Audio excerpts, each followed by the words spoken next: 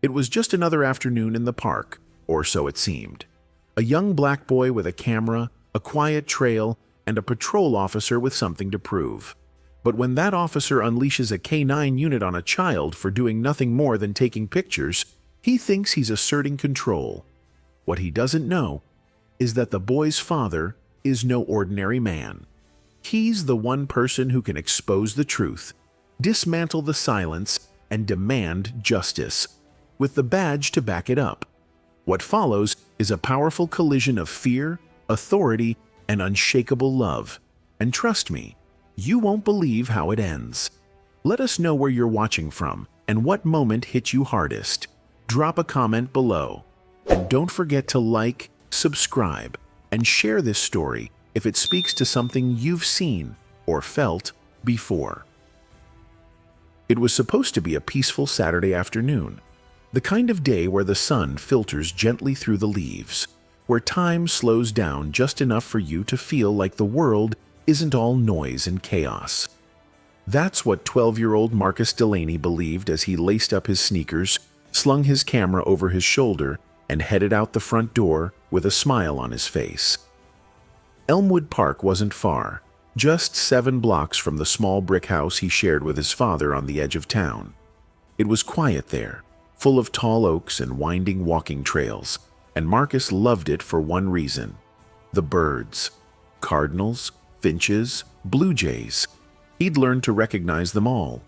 His late mother had taught him how to spot their nests, how to listen for their songs. And though she'd been gone for almost 3 years now, when Marcus lifted his camera toward the trees, it felt like she was right there beside him. He texted his dad before leaving. "Going to Elmwood. Back before dinner. Love you." His father Darius replied just seconds later, "Be careful. Keep your phone on." Darius Delaney wasn't just any father. He was a respected police captain in North St. Louis, known for his calm command and sharp instincts. But to Marcus, he was just dad, the man who packed his lunch every morning, showed up at every school play, and never missed a Sunday pancake breakfast. Darius had raised Marcus alone since his wife's passing, pouring every ounce of love and discipline he had into making sure his son grew up safe, proud, and unbreakable. The walk to the park took Marcus 10 minutes. The sidewalk was warm beneath his feet, lined with well-kept lawns and picket fences. People waved politely, some smiled. A woman walking her dog nodded at him. It wasn't until he reached the park entrance that something shifted, something subtle but real. A white couple sitting on a bench paused their conversation as he passed. Another man lowered his sunglasses and watched him a little too long. Marcus had been taught to notice these things, but not to let them change him. He kept walking, letting the birdsong drown out everything else. The camera around his neck, a used Canon his dad had given him last Christmas, was already on. He stopped near the duck pond, crouched by the edge, and raised the lens toward a mallard fluttering its wings in the water. Another perfect shot. The tension melted away. Just beyond the pond was his favorite spot, a little clearing surrounded by sycamores where squirrels darted between trunks and robins nested low enough for good pictures. He headed there, eager to catch a shot he could add to his growing photo journal, a project he'd been working on for a middle school competition. "Urban Wildlife Through a Kid's Lens," he'd titled it. He didn't hear the squad car pull up. It wasn't until he looked up from his viewfinder that he saw the navy blue Ford Explorer parked just off the trail. Its engine was still running. The door opened slowly, and a uniformed officer stepped out, broad-shouldered, white, probably in his 40s, with mirrored sunglasses and a hand that hovered a little too close to his belt. Marcus stood up quickly and tried to offer a friendly wave. "Hi, sir," he said, voice steady but cautious. The officer didn't wave back. He just stared. "What are you doing here?" he asked, his tone flat and cold. "I'm just taking pictures, sir, for school," Marcus replied. He even lifted his camera a little to show him. The officer's eyes didn't move to the camera. Instead, he clicked his radio on. "Got a young male, alone, possibly loitering near the West Trail. Sending location now." he said, not breaking eye contact with the boy in front of him. Marcus blinked. I'm not loitering. I'm just here to—" "Quiet," the officer snapped. Marcus froze. He remembered his father's lessons. Keep your hands visible. Don't argue. Stay calm. He kept both hands on the camera strap across his chest. The birds had scattered now. Even the wind seemed to pause. The only sound was the faint static from the police radio and the click of a latch. One Marcus didn't recognize until it was too late. From the back seat of the police vehicle came a low growl. The officer moved to the rear door and opened it. A German shepherd stepped out, ears up, teeth slightly bared, leash taut in the officer's grip. Marcus's heartbeat spiked. He took a step back instinctively. The dog barked, once sharp and aggressive. Marcus raised both hands. "Please, he doesn't need to come out. I didn't do anything. I swear," but the officer said nothing. He just let the leash slacken. And that was when everything began to spiral.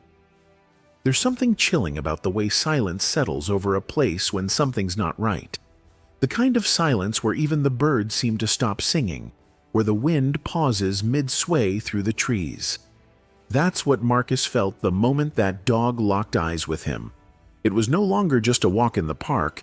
It was a moment where the air got heavy, like the sky itself was watching. Officer Todd Kessler kept one hand on the leash, the other resting just inches from his holster. He didn't raise his voice. He didn't need to. The look in his eyes said enough. "I'm in control, and you're not." Marcus swallowed hard, both hands still raised, fingers trembling just slightly. He didn't dare move. He wasn't sure what would happen if he did. The dog barked again, sharper this time, more urgent, and tugged at the leash. Kessler didn't pull it back. He let the dog stay right at the edge of lunging distance. "Step away from the bench," Kessler ordered. Marcus took a single cautious step backward. "Slower." Marcus obeyed, his voice barely a whisper. "Sir, please, I was just taking pictures." Kessler took a step forward, dog still in tow. "Taking pictures of what?" "The birds, the trees. I'm working on a school project," Marcus said, his throat dry. Kessler didn't respond. He scanned the area instead, his jaw clenched. Maybe he thought Marcus was hiding something. Maybe he didn't care. Either way, he had already made a decision, one he wasn't about to walk back. To Marcus, it felt like he'd stumbled into something bigger than himself. This wasn't just about a kid with a camera. No, this was about the way Kessler looked at him. Like Marcus didn't belong here. Like a black boy alone in a nice neighborhood park was automatically a threat. And sadly, this wasn't new to Marcus.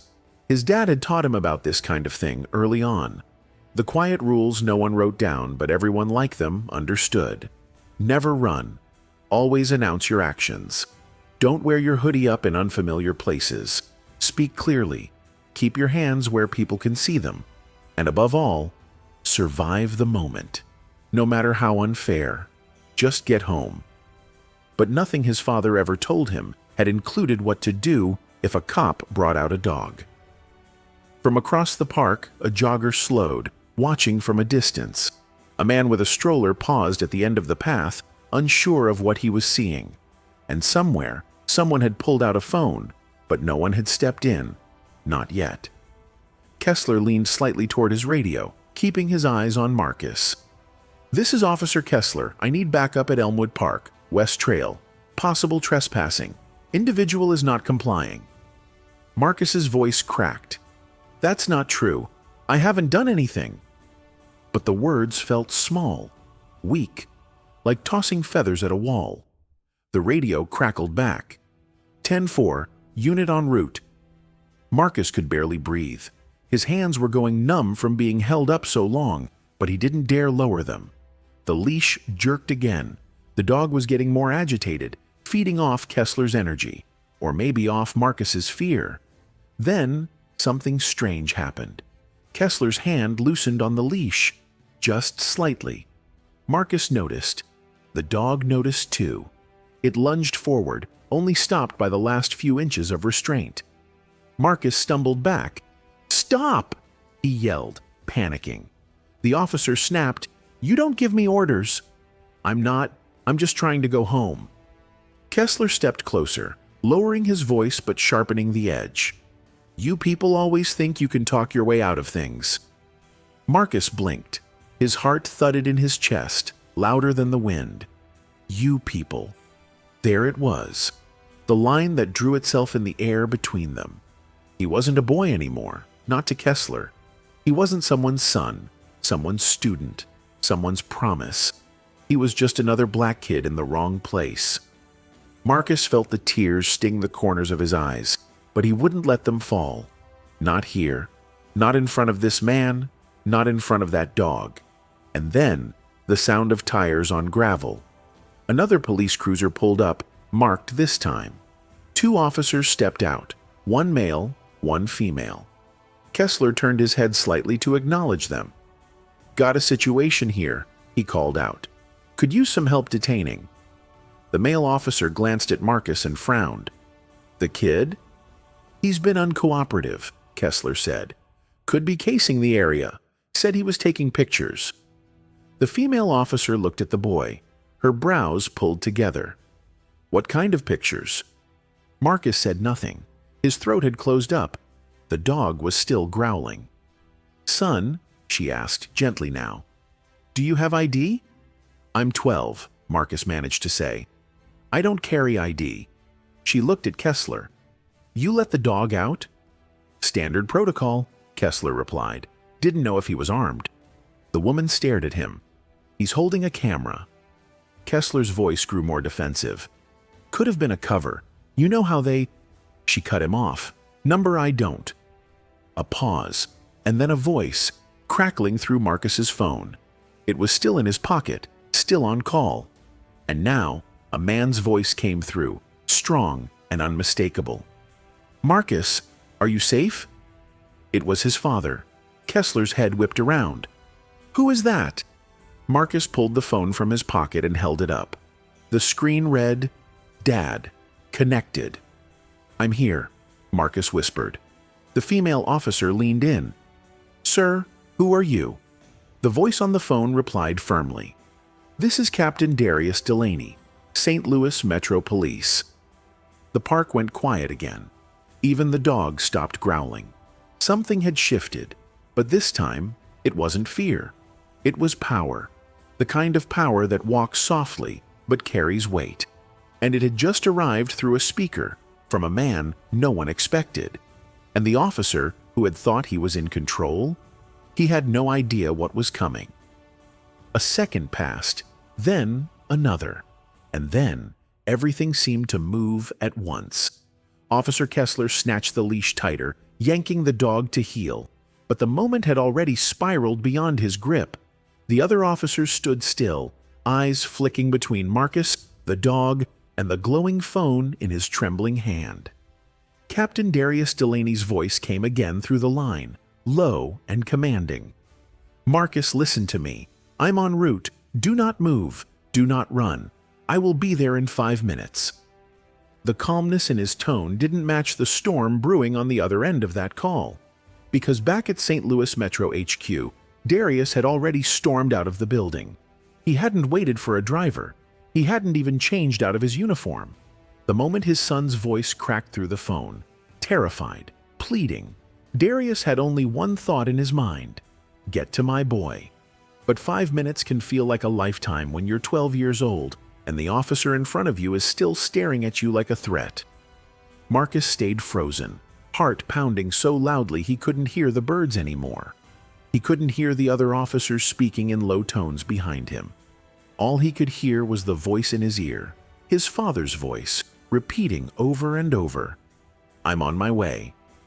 And then Kessler snapped, You think you're special because your daddy's a cop? His voice was louder now, edged with something bitter, something mean. He reached for Marcus's arm. You think calling him makes this go away? The female officer took a step forward. Todd, don't touch the boy. But Kessler ignored her. You're not supposed to be here, he growled. This park ain't your backyard. Marcus flinched as Kessler's hand clamped onto his wrist.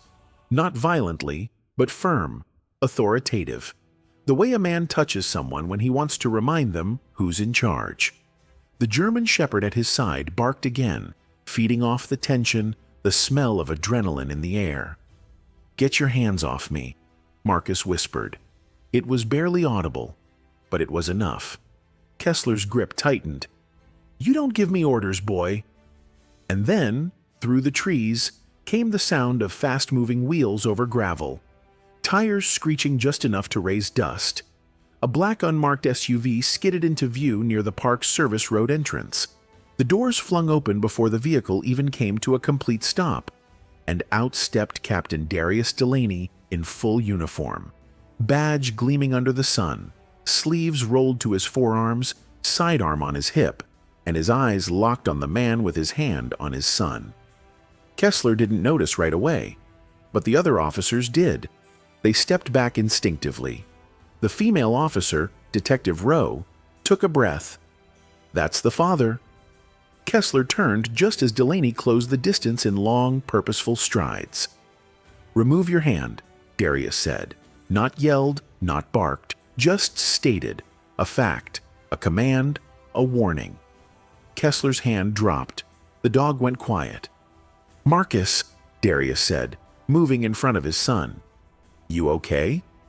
Marcus nodded, lip trembling, trying to stay composed. "He said I looked suspicious. He let the dog out.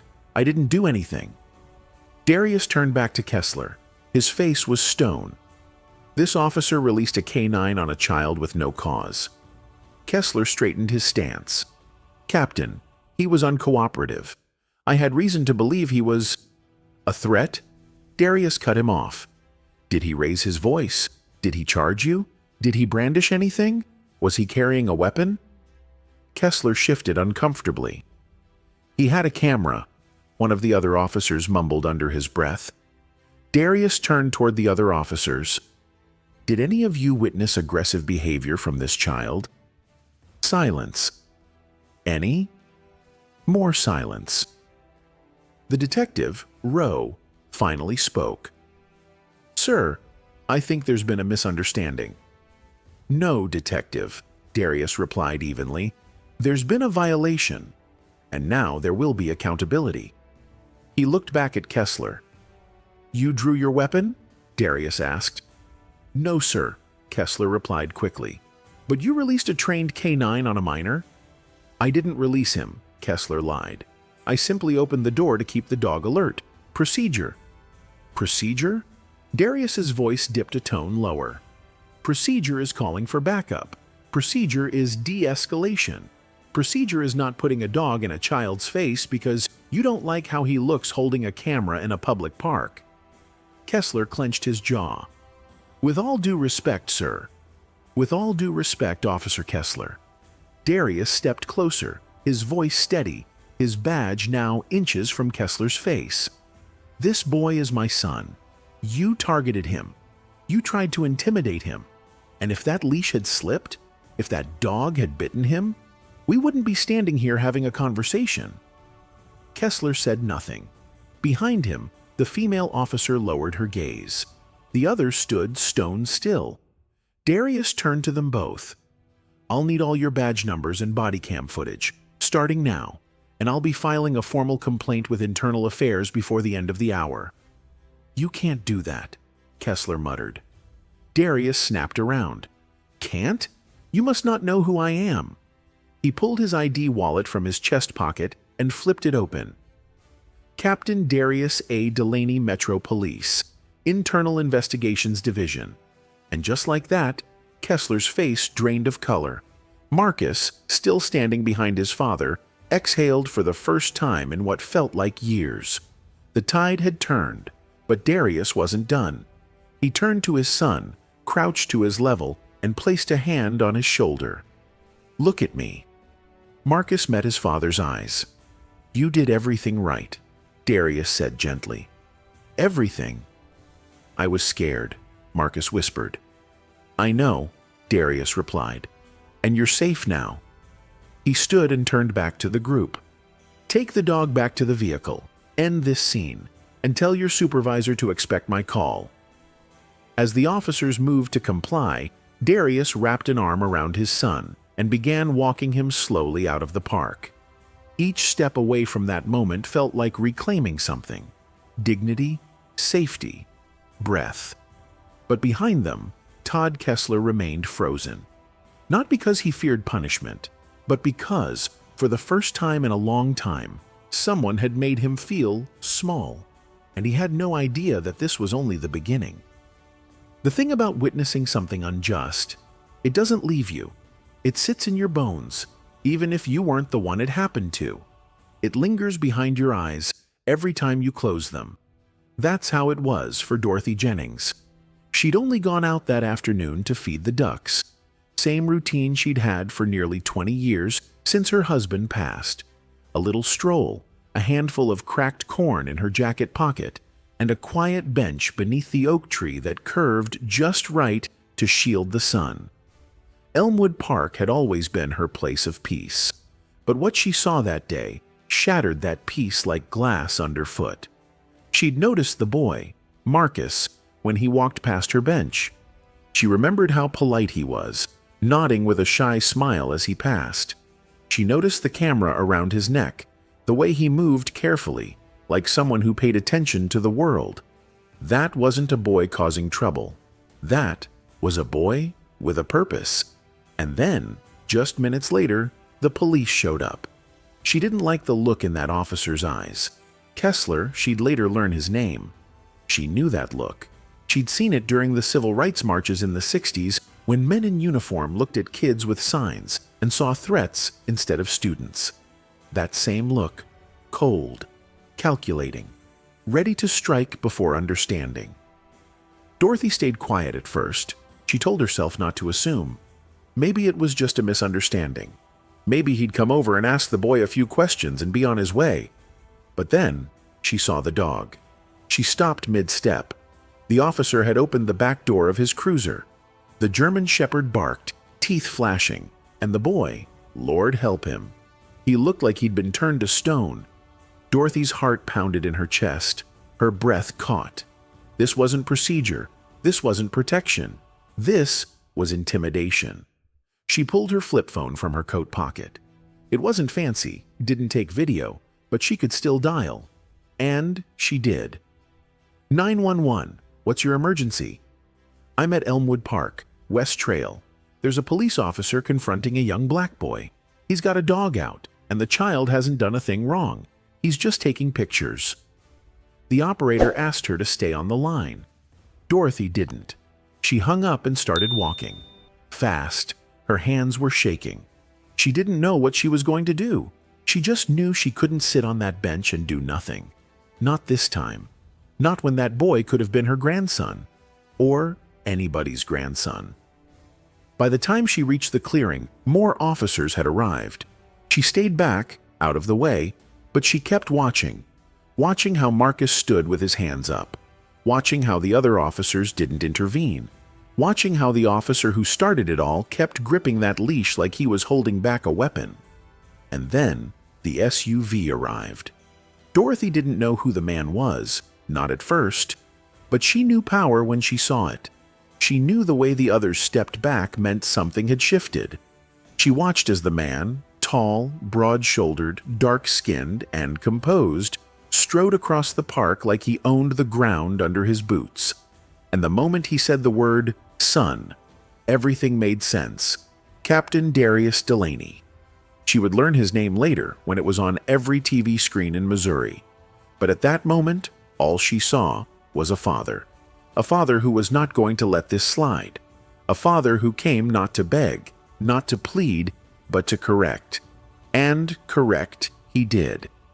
Dorothy stood still as stone, tears welling in her eyes as she listened to him call out the officer, demand badge numbers, demand justice.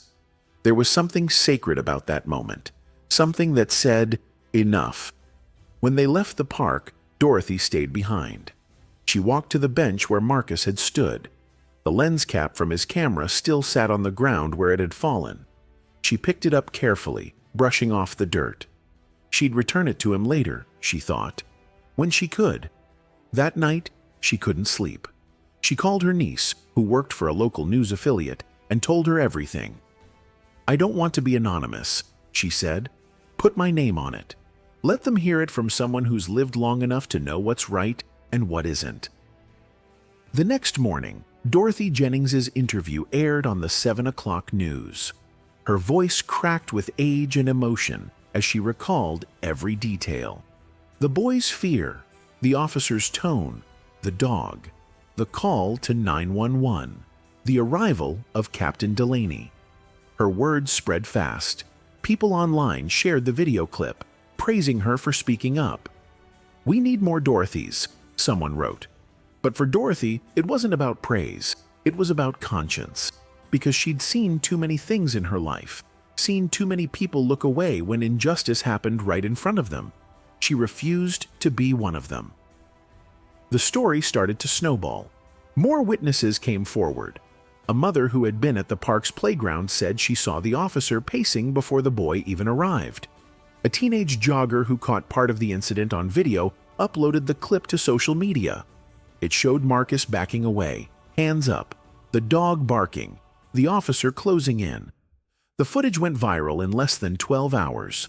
And suddenly, what happened in a quiet park in Missouri wasn't just a local story. It was national. But while the world was reacting, Dorothy was sitting at her kitchen table, hands wrapped around a warm cup of tea, looking out the window. The ducks were still at the pond. The trees still swayed in the breeze. And yet, nothing felt the same, because the truth had come into the light. And once it's out there, you can't pretend you didn't see it. It started with the sound of a sharp bark, then a rough voice, then nothing. Marcus fumbled with the phone in his pocket, hands shaking, breath short and shallow. He was scared, not the kind of scared you get from a movie or a nightmare, but the kind that crawls up your spine and locks your throat, the kind that makes your legs heavy and your fingers slow, the kind of fear you can't think through. He pulled his phone from his pocket, fingers trembling so badly he almost dropped it. He unlocked it with a swipe and hit the first name on his favorites list, Dad. It rang once, then twice. Then came the voice, steady, warm, familiar. "Marcus, everything okay?" That was all it took.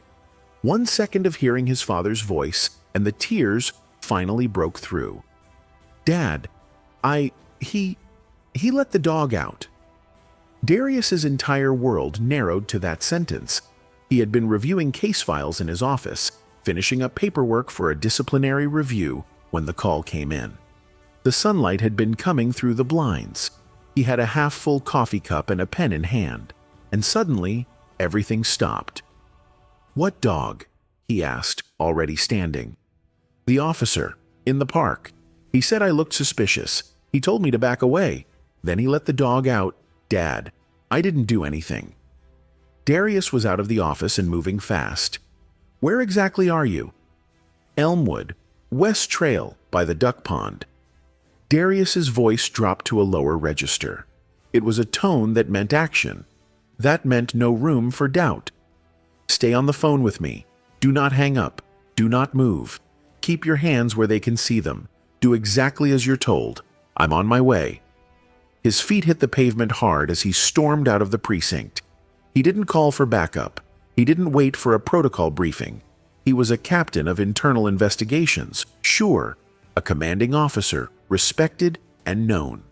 But at that moment, he was one thing above all else: a father. He jumped into his unmarked SUV, keys already in hand. The ignition flared, tires screeched, and the sound of sirens from somewhere else in the city faded behind him. Not his concern. Not right now. He kept the phone to his ear using the hands-free system, but he didn't say much. He just listened to his son breathing, to the wind through the phone's mic, to the rising panic in the background as other voices joined the scene. He recognized one of them, a woman, firm but not hostile. Maybe there was someone there who wasn't making it worse, but that didn't stop the rage building in his chest, because he knew how these things could go. He'd investigated too many of them himself. kids mistaken for criminals, adults misjudged as threats, and sometimes all it took was a gesture, a misunderstanding, a sudden move, and someone didn't make it home. Not today, not his boy. Back at the park, Marcus crouched slightly, still holding the phone, one arm wrapped tightly around his camera as if protecting it might somehow protect himself. He was trying to stay calm. His father's voice on the line was his anchor. "I'm almost there," Darius said. "You're doing good, son. Just hang in. Look down. Keep your hands up if they ask, but don't let anyone put their hands on you." Marcus nodded, even though his father couldn't see him. "He already did, Dad. He grabbed my wrist. He said I didn't belong here." Darius clenched the steering wheel so hard his knuckles went white. That word, belong. His son didn't belong.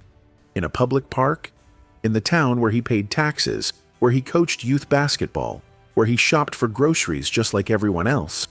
Number no more. Darius hit the gas harder, the speedometer climbing. He passed a stop sign without blinking, weaving through light traffic like a man possessed. The dispatcher back at the precinct tried calling him on the radio. He ignored it. Nothing else mattered right now. "Dad," Marcus whispered, "I'm really scared." "I know, son, but I'm here, right here. Stay on with me. 5 more minutes. I'm coming around the corner now." Marcus blinked against the blur of emotion in his eyes, forcing himself to focus on the sound of his father's voice. The tremble in his knees lessened just a bit. His breathing slowed. He believed it now. Help was coming. Meanwhile, in the park, Detective Rowe had begun asking questions, real questions. Why the K-9 was released, what the probable cause was, why the officer had felt the need to escalate when the boy clearly posed no threat. Kessler grew more agitated with every word. "Look," he snapped, "this kid's been dodging questions. He's got a camera, said he was taking pictures, but he didn't have ID, didn't explain what he was doing here." "He's 12, Rowe said flatly. "And it's a public park." Kessler looked like he might explode. "You weren't here. You didn't see how he was acting." "I saw him," Dorothy Jennings called out from her bench nearby. "And I saw you." Kessler spun toward her, red rising in his face. But before he could speak, a deep voice cut across the clearing like thunder rolling over the hills. "That'll be enough." Everyone turned. Captain Darius Delaney was walking toward them. Tall, composed, but unmistakably furious. His badge glinted under the sun, but it was his eyes that commanded the moment. He locked eyes with his son first. Marcus's lips parted in relief. "Dad!"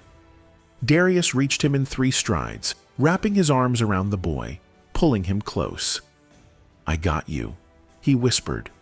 Then he stood. Then he turned. And then he stared down the man who had put his hands on his son, a man who didn't know who he was messing with. And as Darius squared his shoulders and stepped forward, the entire park fell silent. Because everyone there felt it. Something had just changed. And no one, not Kessler, not the officers, not even Marcus, would ever forget what happened next. He didn't yell. He didn't have to. The moment Captain Darius Delaney stepped between his son and the man who'd endangered him, the entire atmosphere shifted. The kind of shift you feel deep in your gut. The kind where the air goes still and even the birds stop moving. Not from fear, but from gravity, from presence. Darius didn't storm in with fists clenched or rage on his lips. He moved like a man who knew every eye was watching, every word would matter, and every second counted. His boots hit the grass like thunder in slow motion. His hands didn't go near his weapon. His voice didn't rise. But make no mistake, he was in command. Officer Todd Kessler, still holding the leash of a now silent German shepherd, shifted his stance. He puffed his chest slightly, but the bravado didn't reach his eyes, because somewhere deep down, even he knew, he'd gone too far, and now he was standing in front of the wrong man. Darius kept his gaze fixed on Kessler, but his words were for everyone. "This boy," he said, gesturing to Marcus, was standing in a public park with a camera, unarmed, peaceful, a child. He turned slightly, scanning the other officers. "Can any of you explain to me under what lawful justification a K-9 was removed from its vehicle and deployed to intimidate a minor?" Detective Rowe opened her mouth, then closed it. The male officer shifted his weight, looking down. Darius turned back to Kessler. "No answer?" Kessler cleared his throat. "He wasn't complying, sir." "What specific order did he disobey?" "He refused to leave when asked." "And on what legal basis did you ask him to leave? Was the park closed? Was there a disturbance?" "He was acting suspicious." The moment those words left his mouth, even Kessler seemed to realize how hollow they sounded. "Suspicious," Darius repeated, his tone razor-sharp. "A black boy, with a camera, in a park, suspicious." Kessler looked away. Darius stepped forward. "Did you ask his name before you called for backup?" "No, sir." "Did you inform him why he was being detained?" "No, sir." "Did you read him his rights? Inform him of any violation of municipal code?" Silence. And that's when Darius turned fully toward the group. "I want badge numbers. I want incident reports. I want that body cam footage downloaded and secured immediately." He turned toward Detective Rowe. "And I want internal affairs looped in within the hour." Rowe nodded quickly. "Yes, Captain." Then Darius turned back to his son. Marcus had stepped behind his father again, instinctively seeking shelter. But now, he looked up, watching his dad not just as a parent, but as a force. "Are you hurt?" Darius asked gently. "No," Marcus said. "Just, my wrist's a little sore. He grabbed me." Darius's face didn't change, but his jaw tightened. "I want a written statement from my son, taken by someone other than the officers involved," he said. "And until further notice, Officer Kessler is to be relieved of duty pending investigation." "You can't suspend me," Kessler snapped. Darius turned slowly. "I'm not suspending you. I'm placing you under review for potential misconduct and endangering a minor. If you want to make it formal, we can do that right now. You want me to call your supervisor or internal affairs?" Kessler's mouth opened, but no words came out. Darius took one more step forward, close enough that Kessler could see the lines in his face, the calm fury in his eyes. "I don't need to shout," Darius said, "because I speak with the full weight of the law behind me. And you just made a mess you can't cover." He turned back to Marcus. "Let's go." But they didn't leave right away. Not yet, because by now the scene had drawn a crowd. People had gathered quietly, some holding phones, others whispering. Most had seen only the last few minutes, but word was spreading about the cop who brought a dog out on a kid, about the kid's father who walked in and took control like something out of a movie. And among the crowd, someone began clapping. Just one person, then another. Not a cheer, not a roar. Just slow, deliberate applause. Darius didn't acknowledge it. He didn't turn to the cameras. He wasn't here for attention. He was here because his son needed him, and that was the only mission that mattered. They walked side by side out of the clearing, Marcus still shaken but beginning to breathe again. The dog had been returned to the vehicle. The officers were left standing in the silence they'd created. Detective Rowe stepped forward, still watching them walk away. And quietly, she pulled out her notebook. She'd seen enough to know this wasn't going to disappear. Not this time. Back in the SUV, Darius sat quietly for a long moment before starting the engine.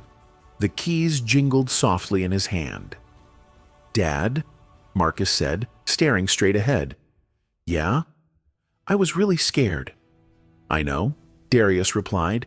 "But you did exactly what you were supposed to. You stayed calm. You kept yourself safe. I'm proud of you." Marcus hesitated. "Why do they see me like that? Like I'm doing something wrong just by being there?" Darius looked at his son, his own heart heavy with the question he couldn't fully answer. "Because some people see what they want to see," he said, "and they don't look any further. But you, what they saw today wasn't who you are, and what you did, that was strength." The engine started.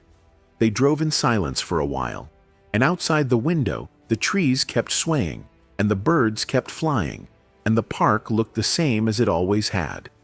But everything had changed, because one officer had crossed a line, and a father had drawn one right back. By the next morning, the entire neighborhood knew, not just about the officer, not just about the dog, but about the boy, the father, the moment that silenced an entire park. It started with whispers, murmured voices on porches, inside barbershops, between coffee cups at breakfast diners. "Did you hear what happened in Elmwood Park yesterday? There was a cop and a black kid with a camera. They say his dad is a police captain." But the whispers didn't stay whispers for long. By noon, someone had posted a short video online. It wasn't shaky cell phone footage. It wasn't grainy or chaotic. It was clear, stable, and devastating. You could see Marcus, hands raised, trembling. You could hear the dog bark, and you could hear the officer's voice, sharp, impatient, commanding. The video cut right before Darius arrived, but that was all it needed. Within 3 hours, the post had over 200,000 views. By evening, it was on the local news, and by the next morning, it had made national headlines. Missouri officer confronts black boy in park, didn't know his father was police captain. K9 used on unarmed minor, department launches internal review. Father's calm response in face of police overreach goes viral. In living rooms across America, the image played out again and again. A boy standing still, a uniformed man with a tight leash, a German shepherd, and a silence so loud you could feel it in your chest. Back in Elmwood, people started asking questions. Some called the department, demanding accountability. Some left voicemails with their city council members. Some just showed up, outside the police station, holding signs that read, "He could have been my son," and "Protect, not intimidate." Dorothy Jennings was one of them. She hadn't planned to be. She was 74 years old, arthritic knees and all. But something in her wouldn't let her sit still. So she brought a folding chair, parked it beside the station steps, and handed out printed copies of her written statement to anyone who asked. "This boy did nothing wrong," she told a reporter. "I've seen injustice before. I lived through the 60s. I marched, I prayed, I watched people get dragged off buses and hosed in the streets, and I'm telling you now, this was wrong." Her voice cracked, but her spine didn't, and people listened. Soon, others joined her, mothers with their children, retired teachers, a former city judge, pastors, coaches, people who'd lived in Elmwood their whole lives, and people who'd just moved in. All of them standing on the same side of the sidewalk now. Meanwhile, at the precinct, Darius sat in a closed-door meeting with top brass. He wasn't there to yell. He didn't have time for theatrics. He brought documentation. He brought policy. He brought a copy of his son's statement. And he brought the body cam footage, now securely backed up and time-stamped. The chief, a seasoned white officer named Harold Nolan, sat across from Darius with heavy eyes and a heavier heart. They'd known each other for 15 years, worked together, shared coffee, swapped stories about raising kids. And now, here they were, on opposite sides of a conversation that couldn't be avoided anymore. "This is serious," the chief said. "It's not just serious," Darius replied. "It's systemic. This isn't just about one officer. This is about every officer who stood there and did nothing. About every policy we haven't updated. Every time we looked the other way." Harold leaned back, rubbing his temple. "Todd Kessler's not new. You know that. He's been here almost 2 decades. Not perfect, but protected," Darius said. "Because he looks like most of the department. Because people say things like, 'not perfect' instead of 'dangerous.' because no one's ever made him answer for the complaints that keep piling up. The chief didn't respond. Darius continued. I want him off duty until a full investigation is completed. No desk work, no patrol, no community events. I want community leaders in the room when that investigation is reviewed. And I want a public response, not a PR stunt, a real one. Harold met his eyes. And if we don't? Darius didn't blink. Then I'll take it to the state. I'll take it to the media. Hell, I'll take it to the DOJ if I have to. There was a pause. Then the chief gave a slow, solemn nod. Outside, the protest was growing. What started as a handful of concerned neighbors was now almost 50 people deep. Kids held handmade signs. Parents brought water bottles and folding chairs. Someone set up a speaker playing Sam Cooke's "A Change Is Gonna Come."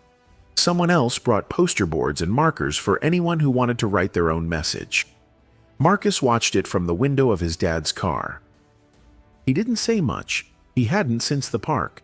But when he saw the crowd, saw the woman from the bench, Dorothy, sitting tall in her chair, he smiled just a little. They're here because of you, Darius said softly. No, Marcus replied. They're here because this keeps happening. Darius looked at his son, proud and broken-hearted all at once. And just then, a young black boy on a scooter rolled past the protest, slowed, and looked at Marcus through the window. He didn't say anything. He just gave him a small nod. Marcus nodded back. It was simple, but it meant everything. Because in a town where silence had once protected power, people were finally starting to speak. And this time, they weren't going to stop. The thing about truth is, you can try to bury it. You can dress it up, twist it, blur the edges. You can stall, deflect, call it a misunderstanding. But when the truth is caught on camera, when it lives in pixels and audio clips, backed up and time-stamped, viewed by thousands, then millions, you can't bury it anymore. That's what Officer Todd Kessler didn't count on. He thought the moment would fade like so many others before it. A scuffle in a park, a boy too young to speak up, a father too late to intervene. But this time, the world saw it, and more importantly, the world felt it. Within 48 hours, a copy of the full body cam footage was anonymously leaked online. No one knew where it came from. Maybe someone in internal affairs. Maybe someone inside the department who had seen enough. Either way, the files spread fast. The footage opened with a timestamp. 2:13 p.m. Elmwood Park, West Trail. You saw Marcus, small and still, his camera slung around his neck. You heard the rustle of trees, the soft squawk of a distant bird. And then came the officer's voice, sharp, already suspicious, already deciding. What are you doing here? You heard Marcus answer, polite and calm. Just taking pictures, sir, for school. Then the static hum of a radio click. Got a young male, possibly loitering, sending location. And then silence, before the leash snapped. Viewers watched as the officer opened the rear door. The German Shepherd barked once, loud, sudden, aggressive. The boy jumped. He backed away. I didn't do anything, Marcus said. But the officer didn't flinch. He let the leash play out, moving just enough to corner him, just enough to terrify. The most painful part wasn't the barking. It wasn't the commands. It was the way Marcus said, please, just once. Software honest. Not begging, explaining. And then you heard it, the faint voice through Marcus's phone. Marcus, are you safe? It was his father. The screen cut there. But it didn't matter. The world had already seen enough. Major media outlets picked up the clip. Cable networks debated it on panels. Talk show hosts shook their heads. Civil rights attorneys called it an abuse of power. Pediatric psychologists weighed in on the trauma caused by weaponized intimidation against minors. The hashtags started trending. Justice for Marcus. Police reform. He was just taking pictures. Darius Delaney never asked for the spotlight. But now, whether he wanted it or not, it was here. People wanted interviews. Networks wanted exclusive footage. Advocacy groups asked him to speak at rallies. But Darius wasn't interested in camera time. He was interested in accountability. At the department, the investigation had reached a boiling point. Captain Delaney presented his findings to an internal board. Video evidence, witness statements, Marcus's recorded testimony, Dorothy Jennings's written affidavit, and a record of past complaints against Kessler, all carefully compiled, sealed, and delivered. What stood out wasn't just the incident itself. It was the pattern. Kessler had over a dozen previous complaints on file: use of force, hostile conduct, racial profiling, all swept under the rug, all marked with words like unsubstantiated or inconclusive. Until now. This time there was no unclear. There was no fog of war. There was video. There were witnesses. And there was a child with the clarity of truth on his side. Still, the department moved slowly. Too slowly for some. Community members began showing up at city council meetings, demanding updates. School boards passed resolutions condemning the officers' actions. Local clergy held town hall forums. Elmwood's weekly newspaper published a front-page editorial titled, "Our Town, Our Shame." But the real shift came when the school district took a stand. Marcus's middle school hosted a special assembly, not about him, but because of him. The principal spoke carefully, choosing every word. "We are here today not because one of our students was hurt, but because he showed courage in the face of fear, because he stayed calm when others would have run, because he stood tall even when the world tried to shrink him." The auditorium stood in applause, and for the first time since the park, Marcus smiled. Not because he wanted attention, but because he felt seen. He felt safe. Back at home, the Delaney family kept their routines quiet. Pancakes on Sundays, homework at the kitchen table, evening walks, together this time. But behind the calm, Darius was still pushing. He met with legal teams, sat down with advocacy groups, filed formal motions to have an external, independent oversight committee involved in the investigation. "Because if it can happen to my son," he told one interviewer, "it can happen to yours." Still, not everyone was ready to listen. There were letters, emails, comments online. Some accused Marcus of overreacting. Some accused Darius of grandstanding. And some, worse, defended Kessler's actions entirely. But Darius knew how to pick his battles. He didn't fight fire with fire. He fought with fact, with clarity, with calm, unshakable conviction. And then, one morning, an envelope arrived. Certified mail, official seal, notice of administrative hearing, Officer Todd Kessler. The process was moving, slow, bureaucratic, careful, but it was moving. And so was the country, because while one boy had stood in a park with his hands up, the world had stood with him, and now they were waiting, watching, ready for the next step. The hearing didn't feel like justice at first. It felt like routine, like paperwork in motion, like bureaucracy dressed in suits and silence. But still, people showed up. They filled the small city government chamber beyond capacity. Teachers, students, veterans, mothers, activists. Some stood along the back wall. Some sat in folding chairs brought from home. Everyone there had a reason.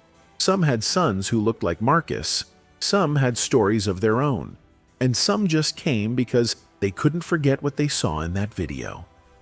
Marcus sat quietly with his mother's old photo tucked inside his backpack. He hadn't said much all morning. He wore a dark navy sweater and khakis, the same outfit his dad picked out for him on the first day of middle school. He held his dad's hand the whole way into the building and sat beside him at the front row, silent but present. Officer Kessler walked in 10 minutes late. No uniform, just a dark gray suit, slightly wrinkled. His hair was combed back tight, and his face was pale.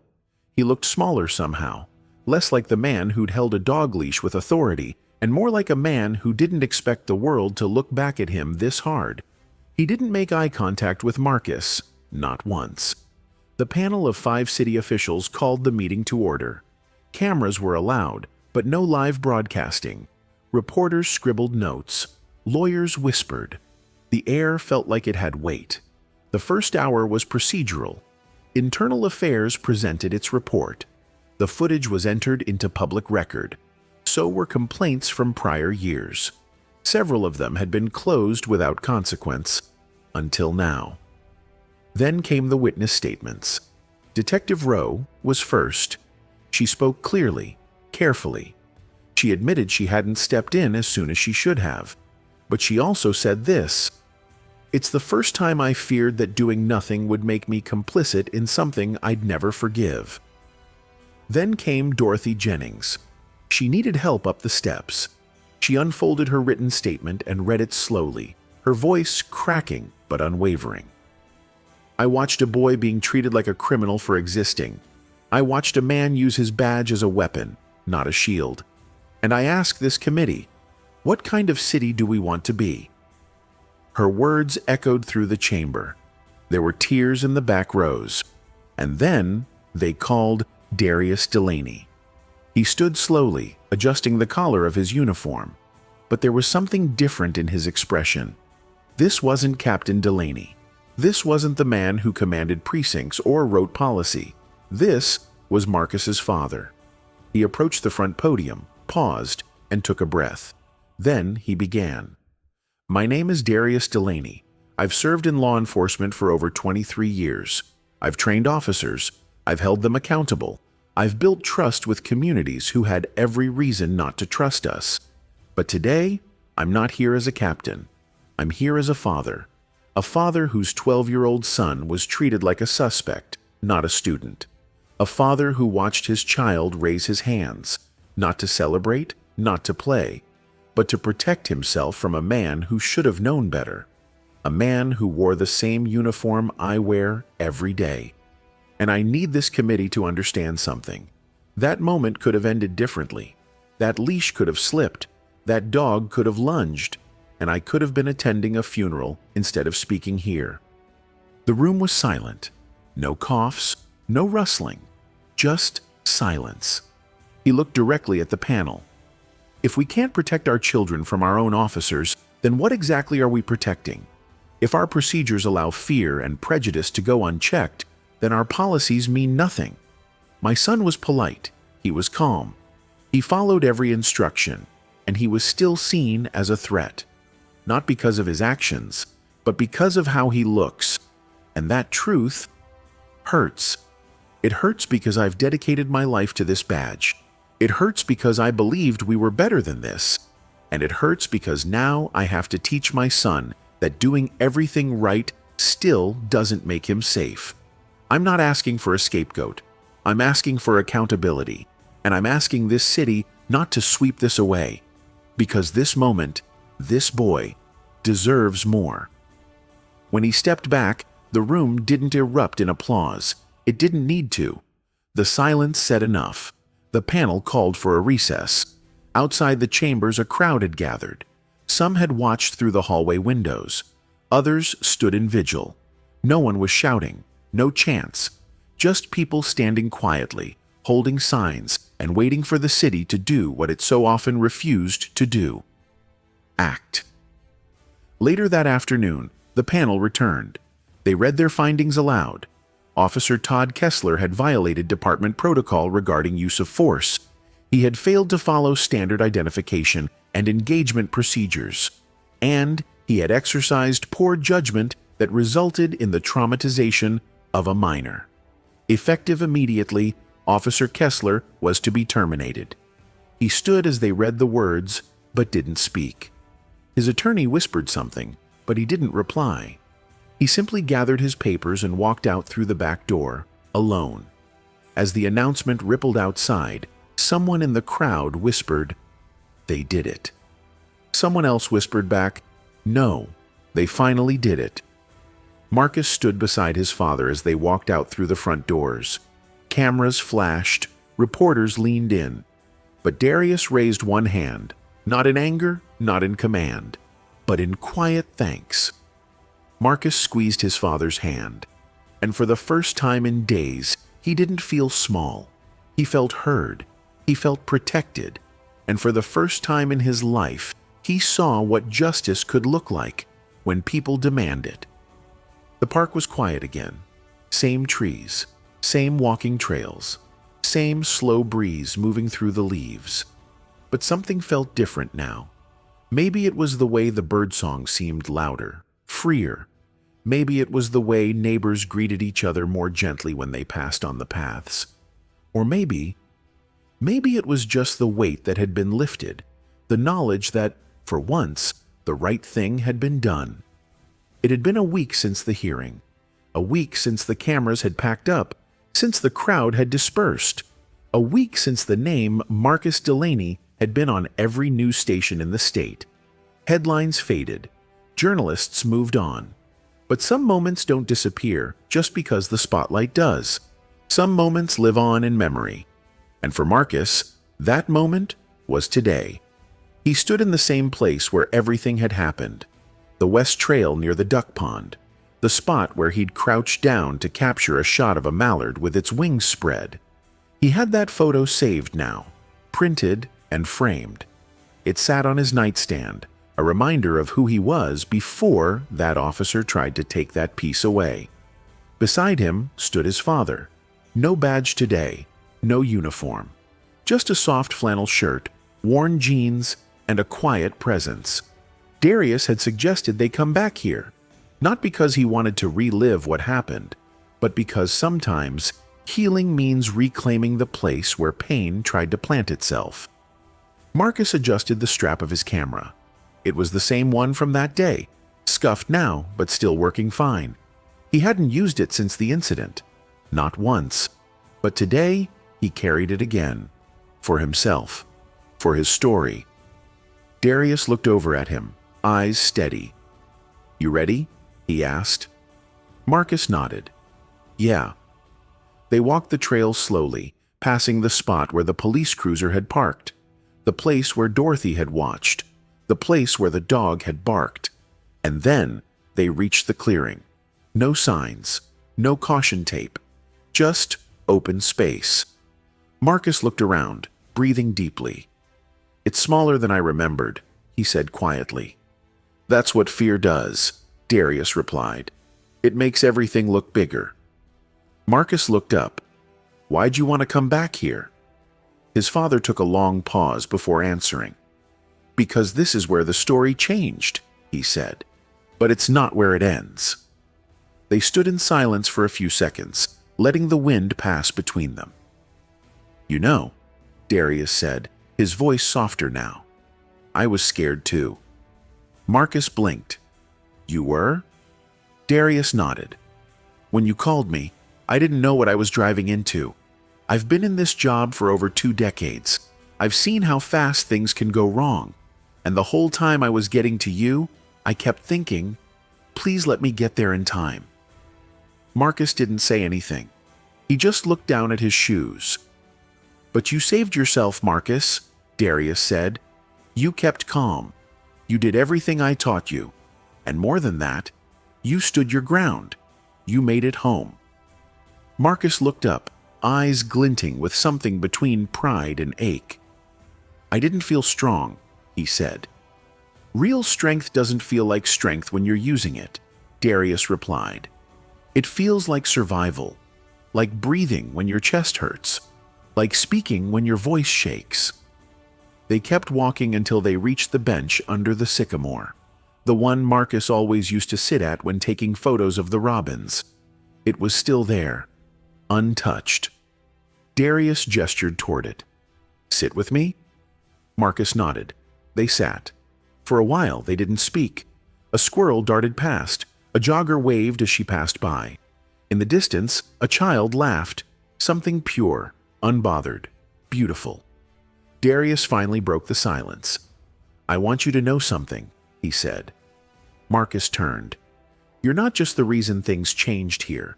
You're the reason other kids might be treated better. You're the reason other officers might think twice. You didn't just stand up for yourself. You stood up for people you'll never even meet."